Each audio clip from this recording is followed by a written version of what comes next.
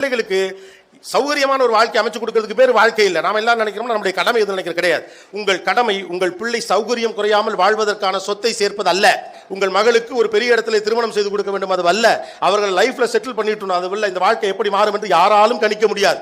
என்னைக்காவது நினைச்சீங்களா நாமெல்லாம் ஜோக் அடிச்ச விஷயத்தெல்லாம் நமக்கு பண்ணிவிட்டாங்களா இல்லையா? வீட்டை அடைச்சிக்கிட்டு வீட்டுக்குள்ள மூடிக்கிட்டே இருக்கடான்னு உலகம் முழுக்க சொல்லிட்டானுங்க. உலகத்தில் மிகப்பெரிய ஆளு நானுவோ செவ்வாய் கிரகம் நானுவோ டொட்டோன்னு நானுவோ ஏதோ ஒன்று நாங்க ஒரே ஒரு கிருமினா பூரா பேரும் போய் பூட்டிக்கிட்டான். அதுவும் தனித்தனி ரூம்ல வேற. உள்ளே நல்ல வேலை செல்போன் இருந்துச்சு. இந்த ரூம்ல அந்த ரூமுக்கு பேசுறாங்க, அந்த ரூம்ல இந்த ரூம் பேசுறாங்க. எவனாவது கிளப்பி விட்டு தான் செல்போன் வழியாக பேசினால் கொரோனா பரவுன்னு சொல்லி முடிச்சிருக்கும். அதையும் செஞ்சு விட்டுருக்கலாம் விட்டுட்டாங்க. அப்போ மனிதர்கள் பலசாலி இல்லை என்பதை சில நேரங்களில் இயற்கை நமக்கு அறிவுறுத்தி விட்டு போகிறது. அப்போ நம்ம என்ன நினைக்கிறோம்னா என்னுடைய நான் செத்த பிறகு கூட என் பிள்ளை சௌகரியமா இருப்பதற்கான ஒரு வாழ்க்கையை நான் உருவாக்கி தருவதற்கு பெயர் வாழ்க்கை என்று நாம நினைத்துக் கொண்டிருக்கோம். அது வல்ல வாழ்க்கை. ஏழ்மையாக இருந்தாலும் சரி, பணமாக இருந்தாலும் சரி, நெருக்கடியாக இருந்தாலும் சரி, சௌகரியமாக இருந்தாலும் சரி, எந்த சூழ்நிலையிலும் வாழ்க்கையை மகிழ்வோடு எதிர்கொள்ளுகிற துணிச்சலையும் அறிவையும் நீங்கள் உங்கள் பிள்ளைக்கு தரணும்.